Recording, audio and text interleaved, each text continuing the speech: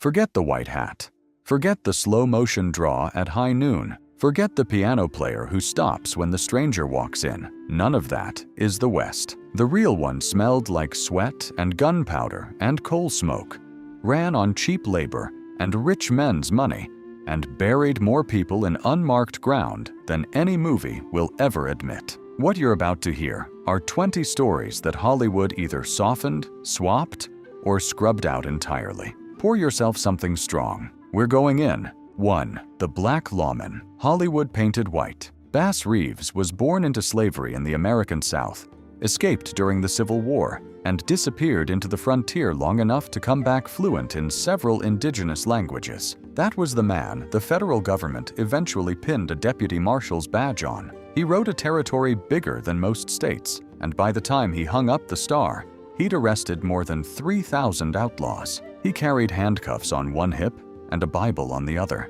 He refused bribes. He rarely fired first. He treated men he was hauling to the gallows like human beings right up to the moment the rope went around their necks. Decades later, a radio studio invented a masked rider with an indigenous partner and a strict code, and called him the Lone Ranger. The code was Bass Reeves's. The partner was Bass Reeves's. They just left out the part where the hero was a black man. 2. The private army the billionaires owned. By the late 1800s, if you were a steel baron or a railroad tycoon and your workers wouldn't stay in line, you didn't call the sheriff. You called Pinkerton. On paper, it was a detective agency. In practice, it was a standing army for rent. Pinkerton men rode with payrolls, sat in on union meetings under false names, and when negotiations stalled, they showed up in uniforms with no badges, clubs and rifles at the ready. At Homestead, Pennsylvania, they floated up the river on barges,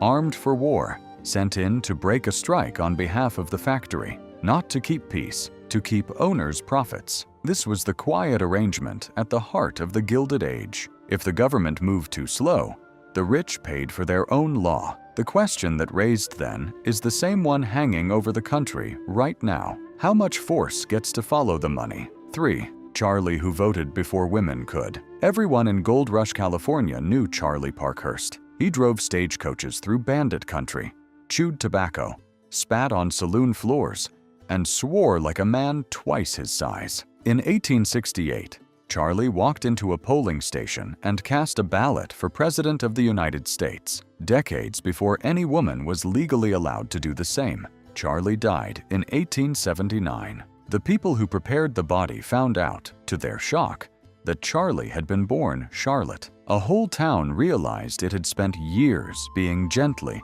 completely deceived, and nobody took back the reputation. Charlie Parkhurst stayed in the record as one of the finest stage drivers the West ever produced. Historians still argue over what it was: survival, rebellion, a private kind of freedom, maybe all three. 4. The Diamond Hill that never existed. After the gold rush cooled, two con men walked into San Francisco with a story tailored for a country still dizzy on easy money. Somewhere in Colorado, they said, there was a hill studded with diamonds and rubies. They'd scattered cheap-cut stones across the ground themselves, then led bankers and East Coast investors out to the spot to watch them kneel in the gravel and pick treasure out of the dirt. The checkbooks came out fast. Major banks bought in. Politicians bought in. A Rockefeller relative bought in. In today's money, the scam pulled in billions. It only unraveled when the geologist Clarence King walked the site himself,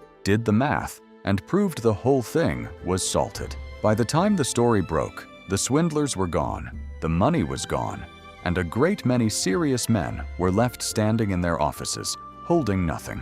5. The war the cattle barons started. Northern Wyoming, 1892. A handful of cattle barons decided they were done sharing the range with small ranchers and homesteaders, so they drew up a list, dozens of names, most labeled as rustlers without evidence worth the paper, pooled their money, took a train down to Texas, and hired roughly 50 gunmen to come north and settle it with bullets. When that private army crossed into Johnson County, the valley noticed. Ranchers, shopkeepers, ordinary working men dropped what they were doing, grabbed whatever guns they owned, and surrounded the barons' hired killers at a ranch. It got so tense that Washington sent in the United States Army, not to protect the locals who'd been marked for killing, but to escort the rich men and their shooters out alive. In that stretch of Wyoming, people still tell the story the same way. It was the day money spoke louder than law, and the army showed up to carry the message. 6. The mail carrier nobody dared cross.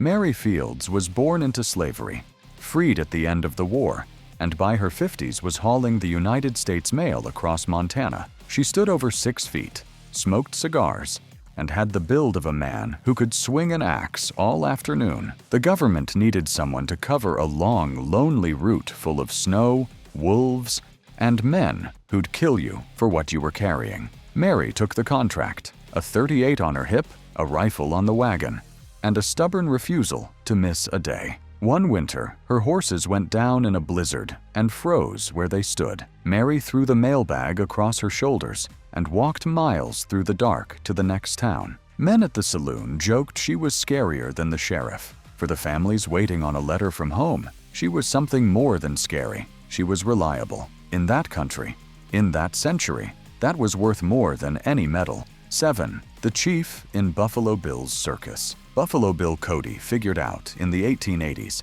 that you could sell the slaughter of indigenous people back to the public as entertainment. In his arena show, native performers staged attacks on settler wagons and were gunned down by white heroes on cue, night after night, town after town. One of the men who traveled with that show was Sitting Bull himself, the Lakota chief who had actually faced the United States Army on the plains. He took the paycheck, crossed the Atlantic, and performed for Queen Victoria. By the accounts of the time, he spent his evenings backstage making quiet jokes about how unnerved the crowds were to see a so-called savage sit calmly in a chair. Out front, the audience walked home believing they'd just watched the real frontier. They never saw the man behind the costume watching them right back. 8. The Bandit Queen. Nobody ever caught straight. Belle Starr dressed well, rode good horses, and kept 2 revolvers at her waist. She knew Jesse James. She knew Cole Younger. She knew every hidden trail the rustlers and robbers used across the Indian Territory. She married a Cherokee man and built a gang that specialized in stealing horses and hiding men the law was chasing. At 40, riding home on a dirt road, somebody shot her in the back. Nobody was ever convicted. Some said it was a former partner with a grudge. Some said a neighbor with a feud. Nothing was ever proven. And that, more than any of the robberies, is what turned her name into a legend. The Bandit Queen, who lived loud and died with her killer unnamed, somewhere between the court record and the barroom story. 9. The Guide Who Ate the Party. Early 1874, a man named Alfred Packer offered to guide 5 prospectors through the snowbound mountains of Colorado. Months later, Packer walked alone into a small town, better fed than he had any right to be, carrying money and belongings that weren't his. His story kept changing. Searchers went up the mountain and came back with bodies, carved up, partially eaten. At trial, the judge supposedly declared that Packer had killed and eaten 5 Democrats, a line that outlived everyone in the courtroom. Packer himself, the story goes, shrugged and said he'd only eaten the tender parts. The case turned into dark saloon humor, then campfire songs, then eventually the name of a university cafeteria. That's how a grotesque frontier murder aged into a national joke. 10. The men who built the railroad and got deported for it. Pull the timeline back to the 1860s and look at who was actually doing the work on the most dangerous stretches of the Transcontinental Railroad. It was Chinese laborers. They were the ones lowered on ropes to plant dynamite on cliff faces. They were the ones carving tunnels through granite in the Sierra winter. They were the ones buried in avalanches, often without their names ever written down. They were paid less than the white workers beside them. When the tracks finally met and the money started flowing to the men in top hats, Congress passed the Chinese Exclusion Act. The country they'd built refused to let more of them in, refused to let the ones already here bring their families, refused them citizenship. They held the rails together with their bodies and got shown the door. 11. The brothers who invented the train robbery. Indiana, 1866. The Reno brothers figured out something nobody had tried on American soil before. A train, they realized, was just a moving safe. They boarded one at night, overpowered the crew, uncoupled the front cars, and forced the engineer to pull ahead into empty country. Far from any station, far from any help, they broke into the mail car and walked off with roughly $13,000. Serious money in 1866. It wasn't only a successful holdup, it was a proof of concept. Jesse James would use it. Butch Cassidy would use it. A generation of Civil War veterans with no money and no prospects looked at the Reno brothers' night work and saw an opening. Slow communications, thin law enforcement, federal cash moving through the dark on rails. The train robbery that defined the Old West wasn't born in a canyon. It was born in a cornfield in Indiana. 12. The hanging judge of Fort Smith. By the late 19th century, the federal courthouse at Fort Smith, Arkansas, had a nickname. People called it Hell's Court. The man on the bench was Judge Isaac C. Parker, and the country took to calling him the hanging judge. He presided over hundreds of cases from a frontier where proper law arrived months late, if at all. 172 defendants heard his final sentence. 88 of them walked out across the yard to the scaffold beside the fort. On execution days, guards said you could smell the morning before the bell rang. Whiskey, sweat, fear, all of it settling over the yard like weather. For a generation of frontier men, Fort Smith became the place where the rope stood in for everything a functioning court was supposed to be. 13. The one woman in the Wild Bunch. Laura Bullion was the daughter of a cowboy, raised hard, and the only woman who actually rode with Butch Cassidy's Wild Bunch. She carried a pistol. She helped on train jobs. She passed counterfeit bills to keep the gang liquid. She moved under names that weren't hers, cut her hair short when she needed to vanish, and spent years ducking sheriffs and Pinkerton men. The law caught up in 1901. She did her time in New York, walked out in 1905, and did something almost none of the others managed. She quit. She changed her name, took work in hotels and boarding houses, and refused to talk about any of it. Laura Bullion died quietly in 1961 in an America of cars and airplanes and color television, carrying with her a map of a country that had stopped existing. 14. The teenage sheriff who survived an army. New Mexico, late 1800s. Barely any law worth the name. A 19-year-old named Elfigo Baca pinned on a badge and decided the Texas cowboys running roughshod over Mexican villages were going to answer to someone. He arrested one of them. About 80 armed riders surrounded the small building where Baca had holed up. The fight that followed didn't last minutes. It lasted a day and a half. Later estimates put the number of rounds fired into the walls and the door and the furniture at more than 4,000. When the shooting finally stopped, Elfigo Baca walked out without a serious wound. 4 of the men outside were dead. He eventually traded the badge for a lawyer's suit and a seat in local politics. And for the rest of his life, men in saloons told the story the same way. One stubborn kid against an army, and the kid lived. 15. The woman who closed the stagecoach era. By 1899, the stagecoach robber was almost extinct. The trains had taken over. The telegraph had closed the distances. The old roads were quieter.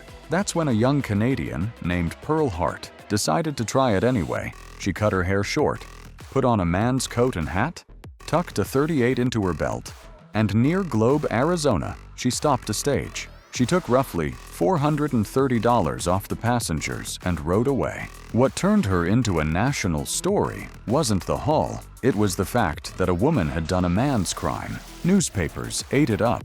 Her face ran in magazines. She got 5 years. She served about a year and a half before she was quietly released on the reasoning that a prison was no place for a lady. By the time she walked out, the thing she was famous for had already ended with her. 16. The pterodactyl nobody can prove. Tombstone, Arizona, 1890. A small local paper printed a story claiming hunters had shot down an enormous winged creature in the desert, a pterodactyl. The article supposedly described the animal nailed up against a barn wall with the men posing beside it, and later references insisted a photograph existed. The photograph has never surfaced. Collectors and enthusiasts have dug through microfilm, estate sales, and attics for more than a century looking for it. Nothing. No negative. No print. No confirmed copy. And yet, as these things go, the longer the hunt goes on, the more people swear they've seen it somewhere. A printer's hoax? A misremembered joke, a photograph that was thrown out in 1932 by someone's grandmother. Nobody knows. That's exactly the kind of story the West keeps handing forward. 17. The most honest grave in Tombstone. In Boot Hill Cemetery in Tombstone, Arizona, there's a headstone every old cowboy in town can point to. A man named Lester Moore worked for a delivery agency and got into an argument over a package. In the West of that decade, arguments like that turned into gunfire in seconds. Moore took 4 slugs from a .44. He never cleared his own holster. No doctor was close enough to matter, and he died where he fell. Whoever carved his stone decided not to dress it up. They wrote 4 short lines, half joke and half fact, and those lines have outlived everyone who ever knew Lester Moore personally. Travelers stop in front of the grave, read it, tip a hat, and move on. And for a second they understand how fast a life out there could close. 18. The gold nobody ever dug up. Richard Barter, Rattlesnake Dick, disappeared into the Sierra Nevada during the gold rush, carrying the take from a major robbery. Around $80,000 in gold at those prices. Generational money. With pauses and sheriffs chasing him, he stashed the bars and nuggets somewhere in the mountains, marked the hiding spot with notches on rocks and trees, and later scratched out a crooked map full of half numbers and hand-drawn arrows. That map, the story goes, passed from hand to hand for decades, through saloons, through ranch drawers, through auction boxes full of junk, and nobody ever decoded it. The gold is, presumably, still up there, waiting for the wrong person to spend their life looking, and the right person to trip over it by accident. 19. The day the car showed up. January 1919, a small town in Nevada. The real Old West was mostly a memory by then. The big outlaws were dead or old. The cattle drives were over. The movies had already started making up their own version. But 2 men in this town had hated each other for years, and on this particular afternoon, they decided to finish it the old way. They met in the middle of the main street with well-worn revolvers. Shopkeepers cracked their doors. People watched from behind curtains. Nobody intervened. A few short words, and their hands dropped to their sides. Shots cracked. Wood splintered. Dust jumped up off the street, and both men went down with killing wounds. And then, as they were dying in the dirt, a different sound came down that same street. The town's first automobile, horn blaring, rolling past the bodies like it hadn't noticed them. That was the handover, right there, in one afternoon. 20. The West never actually ended. The frontier didn't close. It just moved. It moved off the plains and into the trading floors, off the range and into the oil fields, out of the saloon and into the glass towers and the broker screens and the data centers. The duel stepped out of the holster and into the contract, the lawsuit, the fight over land and water, and information. The hats are different. The game is not. Whoever controls the money and the story still sets the pace, and everyone else runs to keep up. Look close at any headline this week, and the shape of it is already familiar. Somebody with resources deciding the rules, somebody without them paying the price. The West never left. It just got better tailored. If you made it this far, you're seeing the country the way it actually runs, not the way the screenwriters framed it. Tell me in the comments which of these 20 hit you hardest, or which one you'd never heard before. Hit the like, subscribe, ring the bell, and I'll see you next week with more of what the movies leave out. Reality, as always, outshoots the script.